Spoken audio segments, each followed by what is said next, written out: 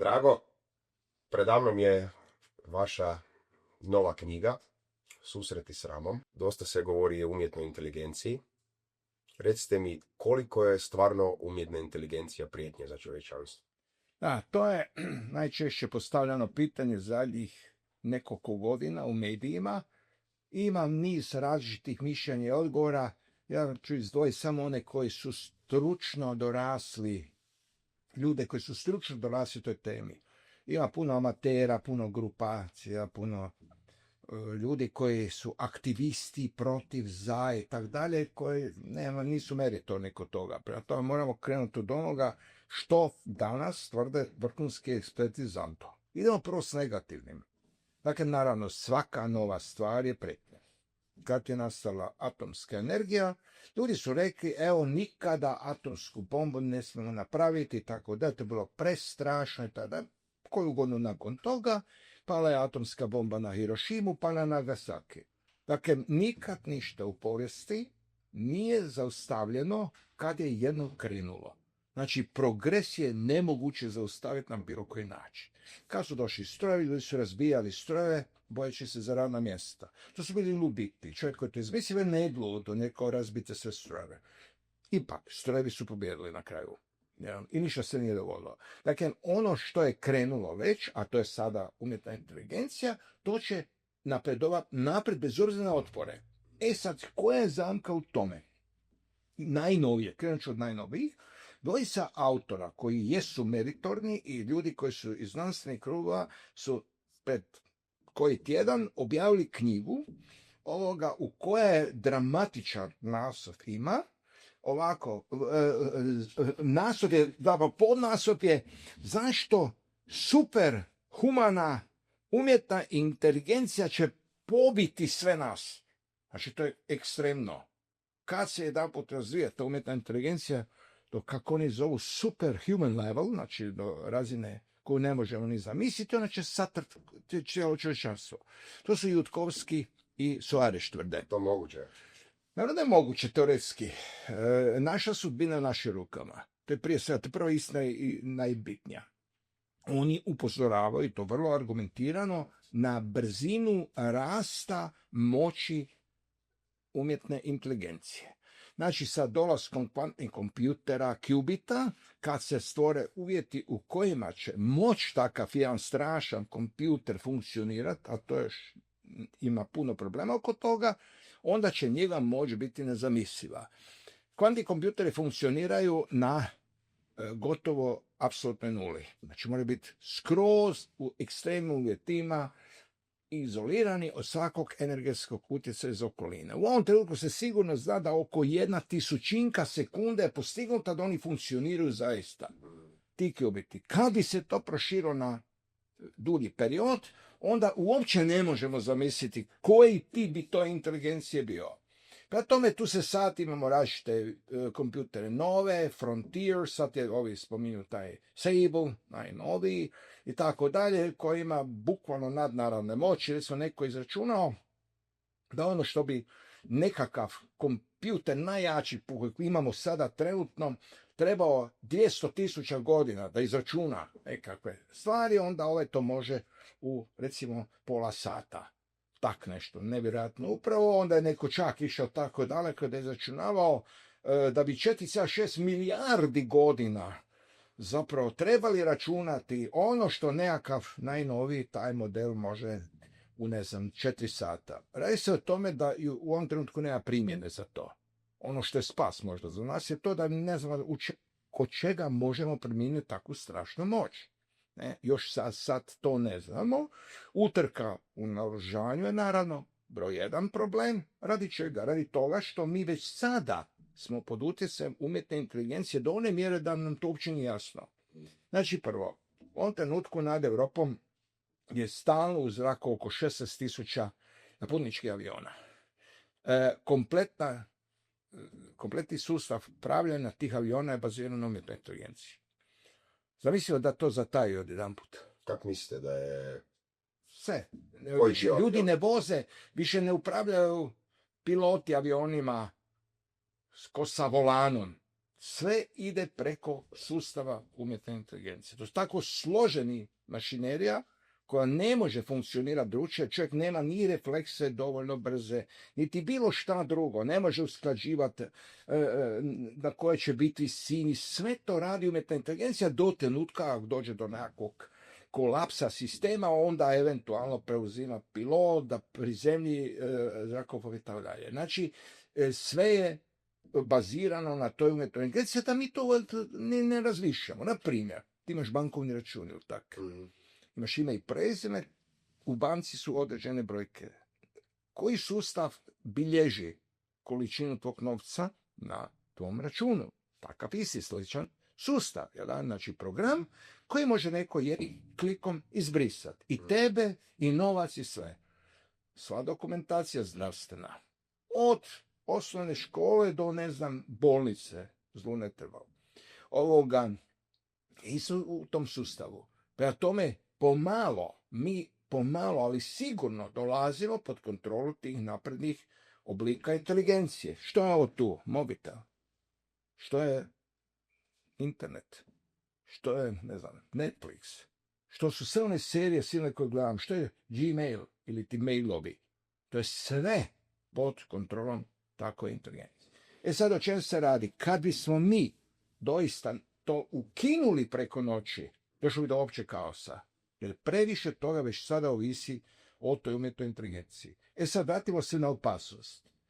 Ono što je malo možda upalilo fitilj paranoje, osim ovih dva autora, Tutkosos i Soareša, koji vrlo argumentirano govore, je i Nobelovac Jeffrey Hinton. On je rekao da je pitanje dana kad će umjetna inteligencija imati svijest kao čovjek. U tom trenutku će nas bez ikakvog problema staviti pod kontrolu.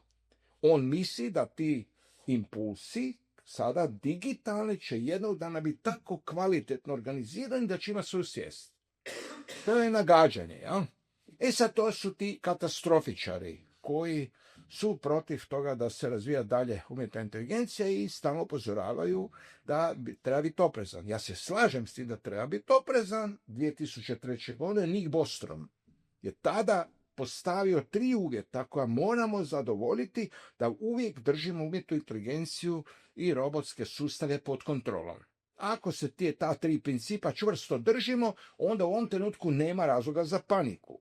To ne misli Jutkovski i ostali, ta ekipa. Oni misle da će sam sebe prebacivati sistema u sistem, ta umjetna inteligencija, bez naše volje i kontrole. To se ne događa još uvijek. Prema tome, nema razloga sad paničariti dok još to nije došlo, treba uvesti različite mjere kojima bi se to spriječilo. Sad tu je cijeli rat javni. Znači ovako, prvo javljaju se autori poput Ray Kurzweil. On je veliki popularizator umjetne inteligencije, on veli ovako, sve će to biti pod kontrolom do 2045. godine. Jako popularan autor, vrlo stručan autor, i on stalno ponavlja o singularitetu i on je sve bliže i sad on tu dramatično. Ta knjiga Singularity? To je 2 godine. Da, to sve... Nije nešto napisao 2009. Ne, on je napisao prvo Singularity is near. A sad je još bliže. Znači on samo upozorava da tek u stvari u smjeru kako je on najavio, a to je da će vrlo brzo umjetna inteligencija do te mjere narasti, njena moć, da će zapravo uzurpirati kompletnu vlast, kompletnu kontrolu na čovječanstvo. Onda imamo drugog autora, koji je ekstreman. Meni se dopada ga čitati, ako ne vjerujem, ono što on govori. On veli da se ovi već simulacija kompjuterska. Koji je autor? Da, to je kao Matrica, Matrix i tako dalje. To je Rizan Birk. To je jedan interesantan čovjek koji je bio, on je inače đak sa MIT-a, ima te nekakve credentials, kako se to veli, znanstvene, ali sad se on odmaknuo sve od toga i popularizira ideju tih simulacija, jer je on savjetnik i čovjek koji razrađuje sustave različitih igara video. Pa eto, došao mu je... Možda je malo previše igrica igrao. Da, zanimljivo je to da on je rekao, on tvrdi ovako sljedeće, da neki fenomeni koji se javljaju, koje ne možemo objasniti, se jedino mogu objasniti principima kao taj. I znači on onako, nije pretjerano popularan, ali recimo stručan je i misli da smo mi simulacija nečija iz svemira. Onda imamo naravno jednog koja je posebno zakuhao stvar, vrlo interesantan tip. Ovako, Robert Sapolsky. On je s dugom kosom, je. Da, on je zbog potpuno kvačen jedan tip koji je na Stanfordu. I sad on lijepo, fino piše, određeni smo. Znači, već iz nas vidimo, life without free will. Znači, mi nemamo ni najmanju dozu slobodne volje. A nije ono ni 99%, nego ono, pismo, list na rijeci. Dakle, od 10 sekunda nakon rođenja do dana današnjeg ništa se u našem životu nije odilo našom voljom. Znači sve je moralo biti samo ovako i ništa nije drugačije moglo. I on to, naravno, se oslanja na biokemiju, na neurotransmitere, različite kemikalije koje plaze po živčanom sustavu, onda kažu da sva raspoloženja, sve odluke i tako dalje, vrlo detaljno. Ali da li je to sad značilo, znači da moj život do sad je mogao biti jedino ovakav kakav je bio, nije mogao biti nikakav drugačiji. Sapolsky, ali ja sam mislio... Znači nije moglo biti nikakvog drugog smjera, moralo je biti baš ovako. Da. On od trenutka, on čak tvrdi da je definirana količina određenih hormona u živčanom sustavu koje se uče ovisno o tome u kom trenutku nakon poroda te majka uzela na prsa. Tak daleko ide. On je čovjek koji ima više specijalizacija, on je stručnjak za to područje i on tu voli se igrati između neurologije i biokemije i on to tvrdi.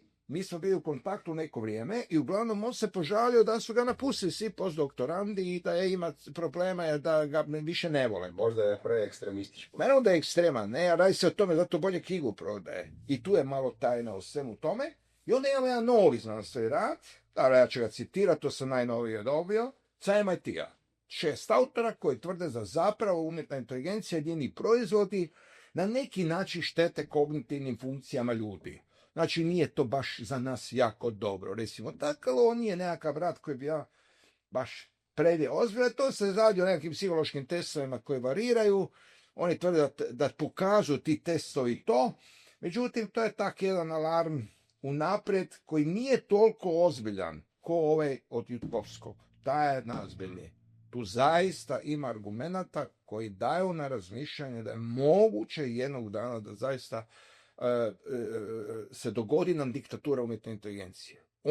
Ovo je najjači argument. A ovo su ovakvi ljudi. I naravno sad gledam na internetu u Zagrebu, Bosu i Yuval Harari. On je autor te jako dobre knjige, povijesni, on je povjesničar. I on je naravno on očekuje da može odgovarati racionalno na neka pitanja, to se skupilo došlo ljudi koji baš ne razmišljaju jako racionalno, pa su ga provocirali s tim kakvim teorijama zavere, što on u biti negirao, on ne može potvrđivati nešto tako, i oni su jako svi razočarani s njim. Ali on isto spada u tu kategoriju novih katastrofičara, koji neprekidno ponavlja tu mantru o tome kako će nas dehumanizirati umjetna inteligencija, kako nam ona užasno prijeti, govori o nekakvom transhumanizmu. Transhumanizam je moguć, ali samo ako mi sebe dehumaniziramo. Znači, ako ja odlučim izručiti onaj dio sebe koji je moj, koji je ljudski i tako dalje, umjetnoj inteligenciji, da, ali to je moj izbor. Da tome u ovom trenutku ja te opasuje, barem ne od umjetne inteligencije, jedino naravno, vraćamo se opet oružju, tu je najveća opasnost. Da se neko istrgne kontroli, napravi stroj nekontrolirani, koji je užasno inteligentan, koji je u stanju ukinuti rakete prije od onog drugoga i naravno da to voli onda u nekakvu katastrofu. To izuzimam, ja se nadam da nemamo ljudi toliko ludi, da budu to tako daleko išli u tome. Međutim, čovječanstvo nije savršeno, umjetna inteligencija nudi neke stvari koje možemo samo sanjati, i samo su moguće uz umjetnu inteligenciju, tako da.